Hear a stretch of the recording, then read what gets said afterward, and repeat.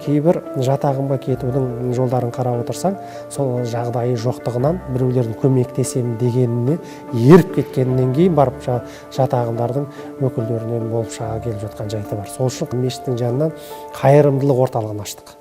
Қайырымдылық орталығы әркім үйінде бір-екі киімме қалған киімдері болып жатады, сұрап көп қайда баратынын апарып тастайтынын білмей жатады.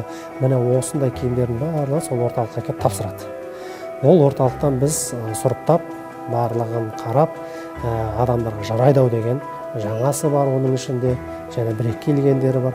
Соның бәрін апта сайын жатағым өкілдері болсын, бізде тізімде тұрған жусанмен келгендері бар мысалы, және де басқа тұрғылықты әлеуметтік жағдайы төмен отбасыларына тегін таратамыз.